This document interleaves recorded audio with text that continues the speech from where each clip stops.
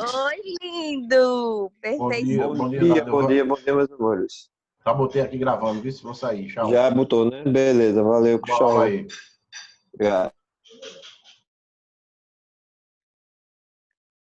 Bom dia, pessoas lindas, maravilhosas. Bom Giovana chegando. dia, Professor, você tá maravilhoso. muito gato hoje, tá uma Vocês. lindeza, viu? A Obrigado. perfeição. Eu só não tô sentindo o cheiro de falsidade porque não passa pelo telefone, senão dava pra sentir o cheirinho, Essa é falsa, viu? né? Nem procede essas barbaridades. Jonathan chegando. Bom dia, Esperar professor. 2 minutinhos aí pra galera entrar. Bom dia, professor. Bom dia. William chegando. Bom dia. Ana Laura. Bom dia, professor. E aí, Luciano, belezinha? Bom dia. Beleza. E aí? Débora chegando. Ana Laura chegando. Laura Maria, melhor dizendo. Já estamos em 16 participantes. Miguel.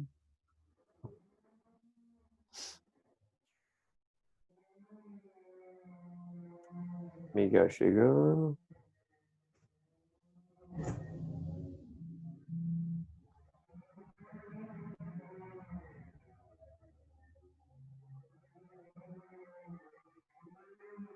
Tinha mais pessoas na aula anterior ou eram só vocês? Tem 18 Tinha. agora. Tinha 24 na outra. Tinha 24? Deixa eu ver aqui, ainda tem gente. Quem é essa pessoa que raramente aparece e nunca completa 25, hein? Júlia. Eu acho que é Netinha. Ana Luzia, bom dia. Edileuza falta até em aula online. Bom dia, Marcolo. Como você tá, Dado? Estou ótimo, maravilhoso. Terminando a semana na correria, mas é isso aí. Enquanto o Coronga mantiver a gente em casa, né, a gente tem que dar os pulos. É verdade. 18 participantes. Ó, eu vou iniciar a transmissão de tela, senão não vai dar tempo, certo? E aí vocês fiquem de olho na sala aí para se 19. ficar alguém na sala de espera, vocês me avisam que eu volto e admito a entrada, ok? Quem tiver com o microfone ativado, o Ítalo, acho que está com o telefone ativo, o microfone. Não sei se tem mais alguém. Desativa porque eu fico me escutando. Clara está entrando aqui agora. Aí fica dando eco aqui no meu fone, dá uma agoniazinha. Aula passada a gente começou a falar de processos bioenergéticos, falamos especificamente da fotossíntese, certo? E dentro da fotossíntese a gente falou da fase clara, fase escura, quais eram as fases, como acontecia, e falamos do processo como um todo, tá? E aí hoje nós vamos ver a parte bioquímica da coisa, como que acontece esses processos, ok? Então vou começar a transmissão de tela aqui, vou passar para vocês vamos finalizar aquela apresentação de PowerPoint do SlideShare e vamos passar para vocês também um videozinho, certo? Relacionado à fotossíntese em si, tá? Então, vamos iniciar aqui. Lembrem-se, por favor, de se aparecer alguém aí na sala de espera do Zoom, vocês me avisem, por favor, ok? Não tem como a gente ver a sala de espera não, professor. Geralmente as pessoas avisam lá no grupo. Lá no grupo, né? Aí vai aparecer a notificação aí para vocês e vocês me avisam também, dá no mesmo, ok? Então vamos nós aqui. Aula passada a gente finalizou nisso aqui, falando sobre fotossíntese, etapa fotoquímica, que é a etapa clara. Falamos da etapa química, que é a fase escura, mas não entramos nos detalhes bioquímicos de como cada uma delas acontece, tá? Então é justamente nisso que a gente vai trabalhar hoje, tá? A gente vai ver como é que bioquimicamente acontece cada uma dessas fases, tá? E qual que é a função, qual que é a finalidade, porque não adianta a gente simplesmente dizer, vai ser uma reação que vai ter tal reagente, tal produto, sim, mas para quê? Então, quando a gente trabalha a fotossíntese, a gente sempre tem um porquê de as coisas estarem acontecendo, tá? E aí é onde a gente vai começar a trabalhar. A etapa fotoquímica, ela é subdividida em duas fases, tá? A fotofosforilação cíclica e a fotofosforilação acíclica. Tenham calma que vocês vão entender isso aí direitinho, tá? vocês vão achar o termo fotossistema 1 e fotossistema 2, ou PS1 e PS2. O termo PS vem de fotossistema no inglês, né, que é photosystem, com PH. E aí vocês vão achar também o termo P700 ou P680, tá? Então, P700 e P680, tá? O tipo de, ou melhor, o comprimento da onda luminosa que a clorofila ela está absorvendo durante a fotossíntese, tá? Então, P vem de fotossíntese do inglês, pH, tá? Então, fotossíntese com 700 nanômetros de comprimento de onda luminosa ou fotossíntese com 680 nanômetros de comprimento de onda luminosa. Então, acho que essa questão de comprimento de onda luminosa e tudo mais, vocês devem ter estudado na física, tá? Então, que vai da luz ultravioleta, a infravermelha até a ultravioleta, e tem o espectro de luz visível e tudo mais, enfim. Então, basicamente, o que vai acontecer? Na fotofosforilação cíclica, como o próprio nome diz, é um ciclo, tá? E em sendo um ciclo, é um sistema fechado. O elétron, ele sempre vai estar fluindo dentro desse ciclo, tá? Em um determinado momento, ele vai passar pela clorofila, daí a clorofila está captando energia luminosa e vai carregar eletricamente esse elétron. Tá? Esse elétron vai passar por um sistema chamado de cadeia transportadora de elétrons, também chamado de cadeia de citocromos, ou simplesmente eu posso dizer que é uma cadeia enzimática, tá?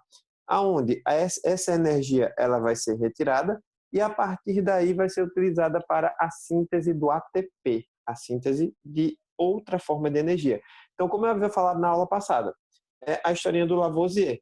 Na natureza, nada se cria, nada se perde, tudo se transforma. Então, estou transformando a energia luminosa agora em ATP.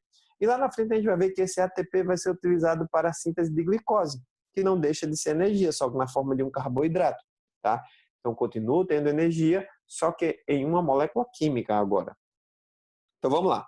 Nessa fase aqui, nessa fotofosforilação cíclica, eu vou ter a ferridoxina, ou aceptor intermediário de elétrons. O que é um aceptor intermediário? É o cara que recebe e depois devolve, tá? Então, ele vai receber o elétron e vai encaminhar esse elétron para um sistema de transporte elétron, cadeia transportadora, também chamada de cadeia de citocromos, ou simplesmente uma cadeia enzimática. Então, o que vai acontecer? Nessa cadeia de citocromos, a energia contida no elétron ela vai ser retirada e, ao ser retirada, vai ser utilizada para a síntese do ATP, como eu disse anteriormente. Então, no esquema aqui dá para entender legal. De maneira geral, preste atenção aqui do lado esquerdo, tá? Então, tá aqui, ó.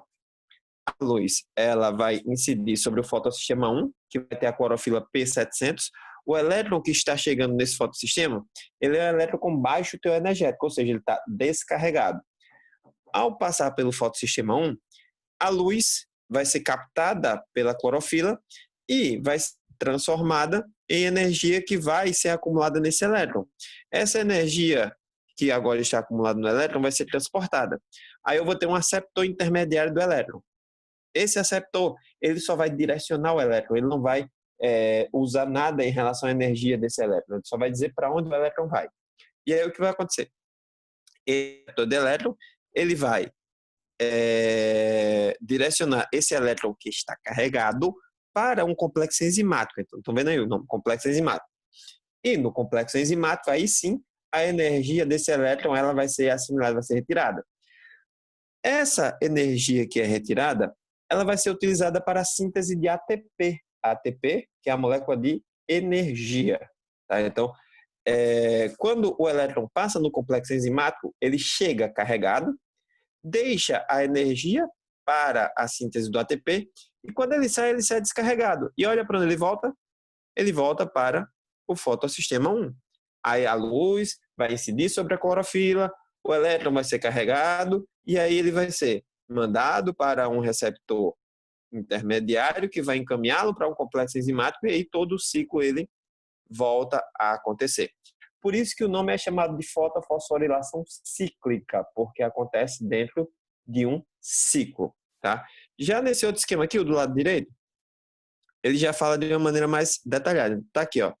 A clorofila P700 do fotossistema 1, certo? O fóton, que é a partícula luminosa, chega nessa clorofila, o elétron ele sai do fotossistema 1 e vai para o aceptor intermediário, que é chamado de ferridoxina. Tá? A ferridoxina recebe esse elétron e encaminha para uma cadeia de citocromos. Nessa cadeia de citocromos vai acontecer justamente isso aqui, ó. O elétron ele chega carregado, tá? E aí o ADP, adenosina difosfato, vai utilizar a energia que foi trazida pelo elétron para sintetizar o ATP, que é a adenosina trifosfato. Quer dizer que eu estou acumulando energia. Essa energia veio de onde? Do elétron. Isso quer dizer que o elétron chegou no sistema carregado, saiu descarregado. E a setinha aponta que o elétron está voltando para onde? Para o fotossistema 1, certo? E aí ele vai ser carregado de novo e vai passar por todo o processo, tá? Na fotofosforilação acíclica, o que é algo acíclico? A, antes de alguma coisa, é um prefixo de negação. Não faz tá? parte de um ciclo? Exatamente, é um sistema aberto. Sendo que, se é um sistema aberto, eu tenho que ter alguém para doar os elétrons. Porque no sistema fechado, o elétron já está lá. Ele simplesmente vai ficar circulando. Ele vai e volta, vai e volta, vai e volta. Num sistema Aceita a aberto, luz, dado. no sistema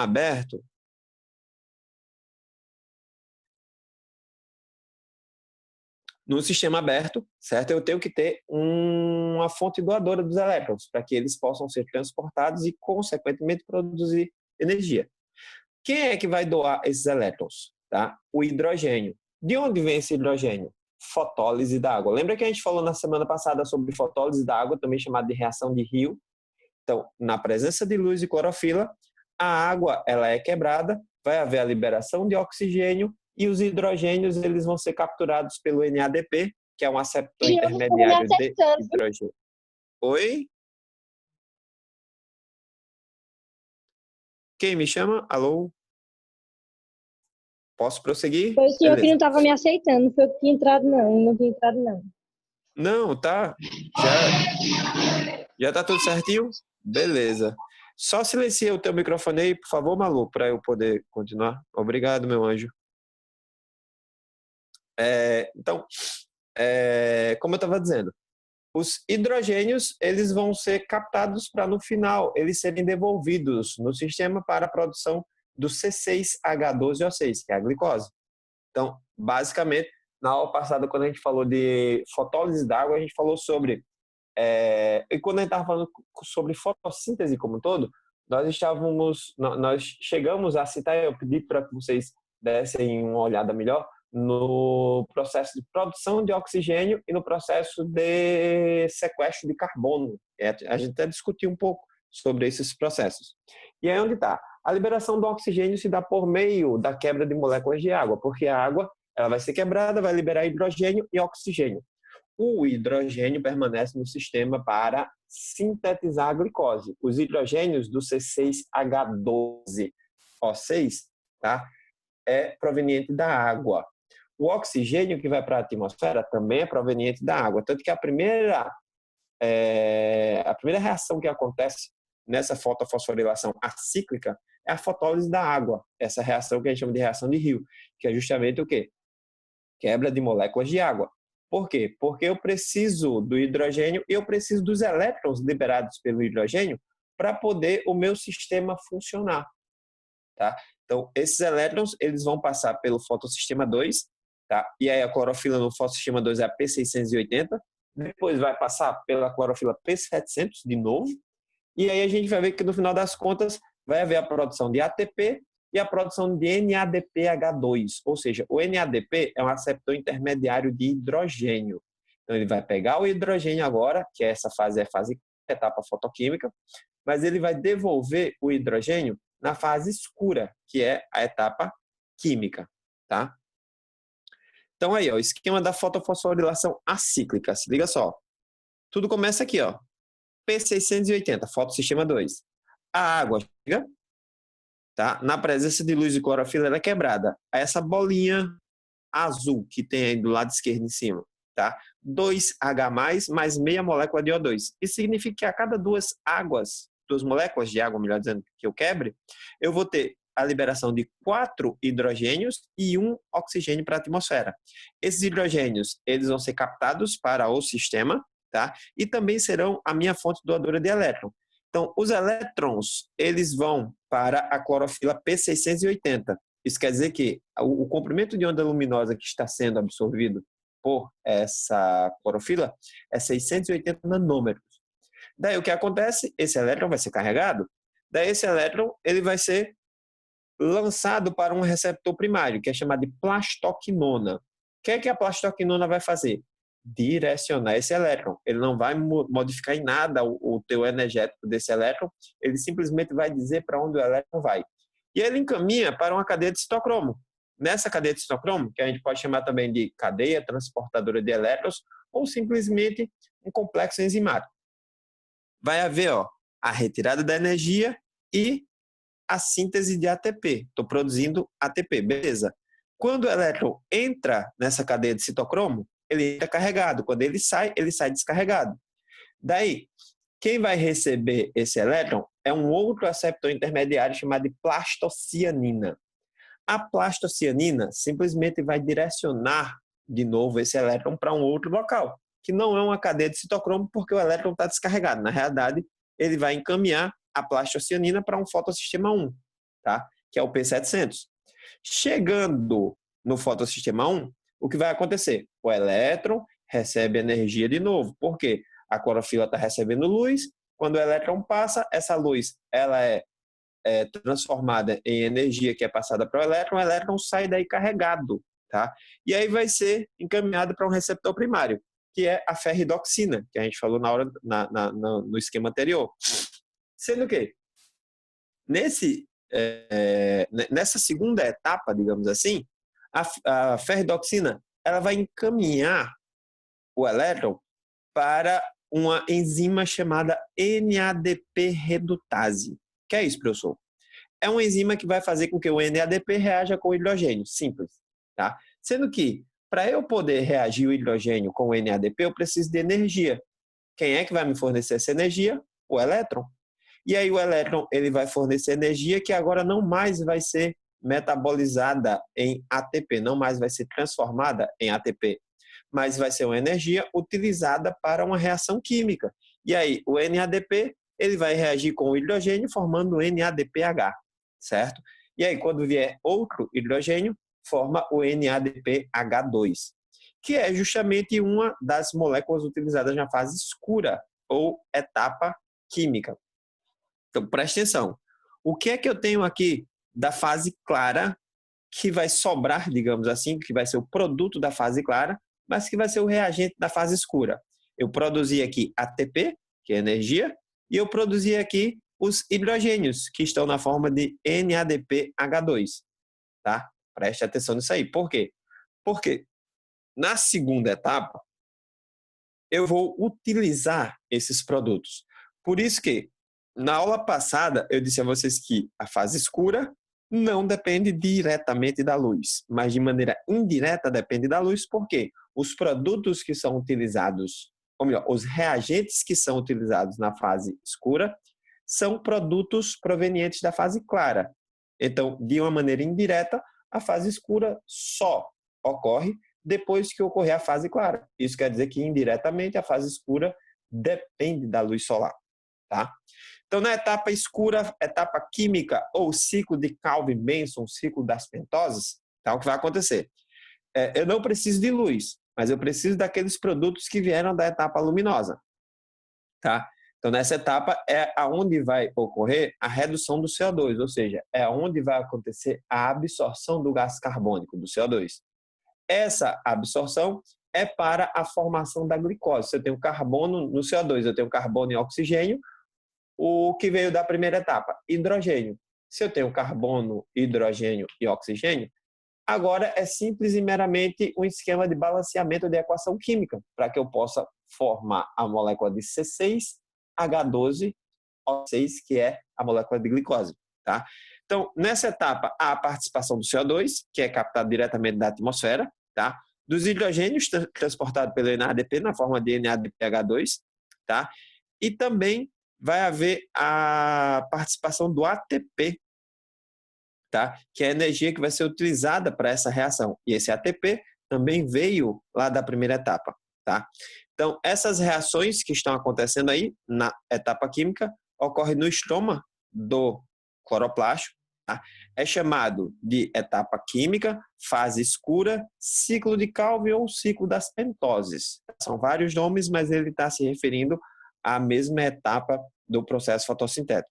Então, esse ciclo ele inicia-se pela ribulose de fosfato e esse ciclo finaliza na ribulose de fosfato. Se é um ciclo, ele não tem início ou fim, ele tem simplesmente um processo ou locais no processo onde compostos são assimilados e locais onde compostos são liberados, tá? Então, basicamente, a ribulose de fosfato ela vai fixar o CO2, vai pegar o gás carbônico, vai pegar os hidrogênios que são trazidos pelo NADPH2, vai reagir, isso aí é necessário energia, então vai pegar o ATP, que também veio da fase clara, vai formar os carboidratos, tá? E no final das contas, quando os carboidratos forem liberados, eu tenho de novo a ribulose de fosfato, ou seja, é uma molécula que vai pegar o gás carbônico, pegar o hidrogênio, montar o carboidrato e quando liberar o carboidrato volta à sua forma inicial, tá? E aí pega carbono de novo, pega hidrogênio, gasta energia, produz o carboidrato e quando libera o carboidrato volta à sua forma inicial, tá? Então, ele diz, a maior parte do carbono fixado na fotossíntese é convertido em sacarose e amido, tá? Sacarose que é glicose mais a frutose e o amido que é uma cadeia longa de glicose, que é um chamado polissacarídeo, tá? Alguns fatores que influenciam na fotossíntese, alguns fatores externos, disponibilidade de CO2. O CO2 ele pode, de alguma forma, intervir no processo, caso ele esteja em uma quantidade menor do que é necessária pelo vegetal. A temperatura por conta de dois fatores. Um deles, desnaturação proteica, porque algumas enzimas elas têm um ótimo de funcionamento em relação à temperatura. E aí, se a temperatura está alta demais ou baixa demais, essas enzimas elas desnaturam e param de funcionar, tá? Além do que, temperaturas muito elevadas fazem com que a água ela saia do seu estado físico líquido e se transforme em vapor. Isso vai gerar no vegetal uma desidratação muito grande, de modo que o vegetal ele vai perder excessivamente água. E aí, o vegetal ele pode simplesmente desidratar e morrer. Então, existem determinados momentos durante o dia que a temperatura está muito elevada e nas folhas dos vegetais existem pequenas aberturas para trocas gasosas chamadas de estômatos. Esses estômatos eles podem fechar-se, dependendo da temperatura, para evitar a perda excessiva de água.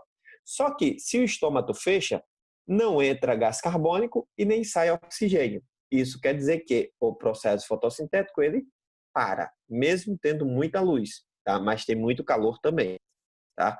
A luminosidade de menos fotossíntese, luminosidade de mais, a gente vai ver que vai chegar um ponto em que a planta vai estar absorvendo seu máximo de luminosidade e se eu fornecer mais luz do que aquilo ali, acaba se transformando em excedente, em sobras, tá? E ponto de compensação fótico, que a gente vai ver que é a quantidade mínima de luz necessária para que um vegetal permaneça vivo. E a gente vai ver como que isso acontece. E alguns fatores internos também influenciam na taxa fotossintética, a disponibilidade da clorofila, ou seja, se eu tenho mais ou menos clorofila, que também está relacionado à quantidade de cloroplasto, né? Disponibilidade dos cloroplastos está lá embaixo. Por isso que a gente consegue evidenciar plantas com tonalidades de verdes diferentes, tá? Isso tem a ver com a quantidade de clorofila e de cloroplastos que o vegetal vai dispor, de modo que existem plantas que podem ser plantas de sol pleno, são aquelas plantas que ficam diretamente expostas ao sol sem problema nenhum e se desenvolvem muito bem. Existem plantas de meia sombra, são aquelas plantas que não toleram, digamos assim, uma luminosidade muito excessiva. E se você expuser essa planta a um sol muito intenso, essa planta ela vai murchar e morrer, tá? Se você deixar ela num cantinho que leve o sol em períodos menos intensos e essa área fique ligeiramente sombreada, esse vegetal vai se desenvolver bem. Então isso tem a ver com o quê? com a quantidade de cloroplasto e de clorofila que esse vegetal vai ter, o que repercute também na cor, certo? Então, olha aí, disponibilidade de gás carbônico, como interfere no processo. Esse gráfico aí, ó, a taxa de fotossíntese está aí na vertical, a concentração de CO2 está aí na horizontal. Então, não sei se vocês conseguem observar, mas até uma concentração de 0,2%, tá, de CO2, a taxa de fotossíntese ela é crescente. Ela vai aumentando, aumentando, aumentando. Quando chega em 0,2, ela começa a ter um gráfico em linha reta. Isso significa que estabilizou a fotossíntese. Mas eu posso fornecer 0,3, 0,4, 0,5, 0,6% de gás carbônico. O que vai acontecer? Absolutamente nada. Por quê? Porque a 0,2% é a minha quantidade máxima de gás carbônico que esse vegetal ele vai conseguir absorver. De modo que o carbono que for disponibilizado a mais que isso é simplesmente sobra. Ou seja, o carbono vai continuar na atmosfera porque o vegetal não vai ter capacidade de assimilar esse gás carbônico. Tá? Então, até 0,2% é a quantidade necessária para uma taxa fotossintética máxima, digamos assim. Abaixo de 0,2% eu não chego ao meu máximo de produção fotossintética. E acima de 0,2 eu vou continuar no mesmo nível de produção porque eu não vou conseguir assimilar esse gás carbônico. A temperatura. Eu disse a vocês que a temperatura ela tem dois fatores associados, tá? Desnaturação proteica, desnaturação das enzimas, que fazem parte tanto da etapa luminosa, né, fotossistema 1, fotossistema 2, quanto do ciclo de Kalman, que é o ciclo das pentoses. E a temperatura também está associada à transpiração vegetal, que é justamente a evaporação da água. E aí tem o fechamento do estômago e não consegue mais trocar gases. Então, já expliquei anteriormente. Então, aí, de acordo com esse gráfico, a temperatura ideal, onde eu tenho o pico máximo de produção fotossintética, é em torno de 35 graus Celsius. Tá? Vocês observarem, abaixo de 35 graus, eu tenho um gráfico crescente, mas que ainda não atingiu o seu máximo de produção. Acima de 35 graus, eu tenho um gráfico decrescente, ou seja, a produção fotossintética está abaixo do seu nível máximo. Tá? Então, a gente diz que, e se vocês observarem no gráfico aí, dá para ter uma ideia, entre 30 e 40 graus Celsius é onde eu vou ter o pico desse gráfico aí. Então, isso significa que o ideal para o processo fotossintético é que a temperatura esteja entre 30 e 40 graus Celsius, tá? Que é quando eu consigo ter valores mais aproximados do máximo de produção fotossintética em relação à temperatura. E eu também tenho a luminosidade, tá? Então, tem a taxa de fotossíntese em relação à intensidade de luz. Vai haver um momento em que, sei lá, tá de noite, vai amanhecer, beleza. Começa a luz a irradiar sobre os vegetais e aí a quantidade de luz vai aumentando, aumentando, aumentando, aumentando. Chega um determinado momento que a quantidade de luz fornecida para o vegetal é maior do que a capacidade que ele tem de absorver essa luz. De modo que o vegetal, ele entra em um ponto que a gente chama de ponto de saturação luminosa. O que é isso? Isso quer dizer que todos os cloroplastos estão captando o máximo que eles podem de luz e ainda tem luz sobrando. Então, essa luz que é fornecida a mais acaba se transformando em excedente, é uma sobra luminosa, digamos assim. Isso não vai interferir em nada na fotossíntese, por quê?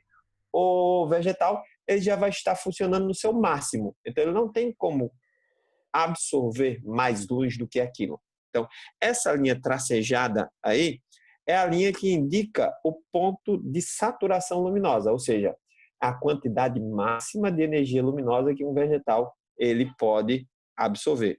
Então, a partir desse ponto, esse excedente de luz vai ser reaproveitado depois ou ele é jogado fora? Não, esse excedente de luz ele não é absorvido pelo vegetal e aí vai virar luminosidade mesmo, vira fótons e aí vai ser perdido. Ou vai ser, de alguma forma, assimilado na natureza, mas não necessariamente na fotossíntese. certo? Então, eu cheguei no ponto máximo que o vegetal pode absorver. Beleza? Entendi. Ponto de compensação fótico. Pronto, isso aqui é legal. Preste atenção. O ponto de compensação fótica é o seguinte: esse gráfico, essa linha vermelha no gráfico, tá? É a taxa fotossintética. E essa linha em verde é a taxa de respiração. Independente de estar de dia, de noite, ter luz, não ter luz, o vegetal está respirando do mesmo jeito. E a quantidade de respiração ou a sua taxa respiratória, ela é uma taxa constante. O que vai variar de acordo com a presença ou não de luz é a fotossíntese. Por luz eu tenho fotossíntese. Se não tem luz, eu não tenho fotossíntese. E aí o que acontece? Quando amanhece, que começa a intensidade luminosa menor, e aí vai aumentando a intensidade luminosa, o gráfico da fotossíntese, esse em vermelho aí, é como se o vegetal começasse a receber luz nesse ponto aí que está tocando o zero de intensidade luminosa e taxa fotossintética. E aí a intensidade luminosa vai aumentando, aumentando, aumentando, e logicamente a quantidade de fotossíntese vai aumentar também. Sendo que chega um determinado momento, aonde tem essa linha tracejada aí, que há uma interseção entre os gráficos que apontam a fotossíntese e a respiração. Esse ponto aí é chamado de ponto de compensação fótico. O que é o ponto de compensação fótico? Tá? É quando o vegetal ele está produzindo na fotossíntese a mesma quantidade que ele está absorvendo e gastando na respiração. Aí é onde está. Se o vegetal permanece apenas no ponto de compensação fótico, o vegetal ele consegue sobreviver, mas ele não cresce. Por quê? Ele está consumindo tudo que está produzindo, está sobrando nada. Se não sobra nada, ele não tem como produzir. Ou ele não tem como crescer, melhor dizendo. Se o vegetal ficar abaixo desse ponto de compensação fótico, significa que o consumo desse vegetal é superior à sua produção.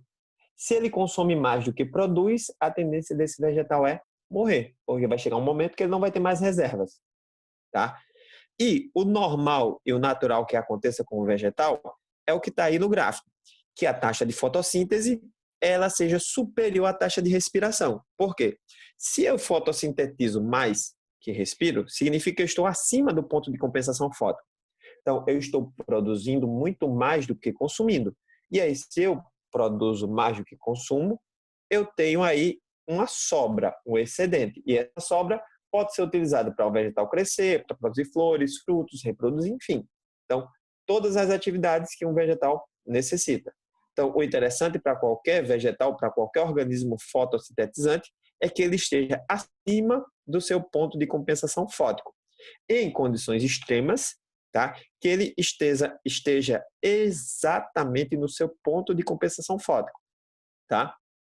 E em uma situação desfavorável, aí ele vai estar abaixo do seu ponto de compensação fótica. Isso quer dizer que vai estar consumindo mais do que produzindo, e esse vegetal, inevitavelmente, vai morrer, certo? Então, deixa eu passar um esqueminha animado aqui para vocês.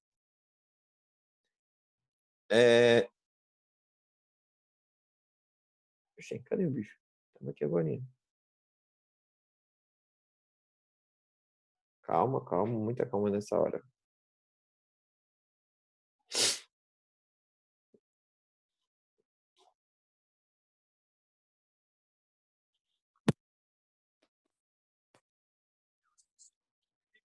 Se vocês estão escutando o áudio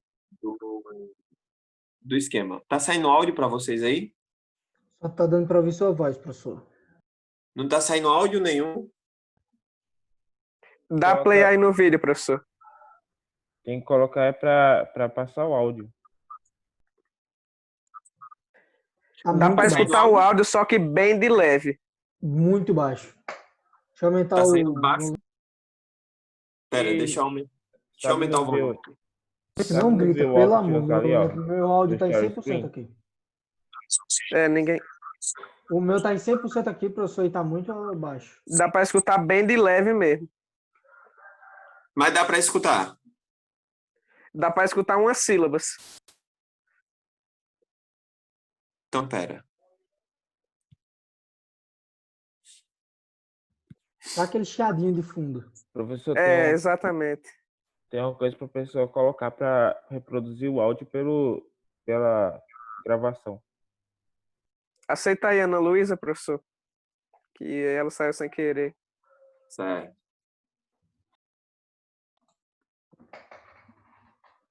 Peraí, deixa eu ver aqui como é.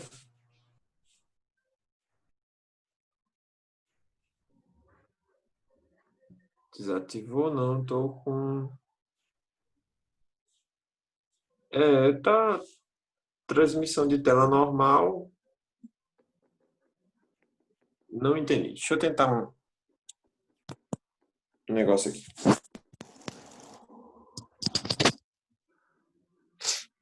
Professor, Jonathan disse que tem um jeito aí de reproduzir o áudio na gravação. Tá dando para escutar agora? Nope. Hã? Nope. Eita, então tá meio bugado, porque eu não tô conseguindo.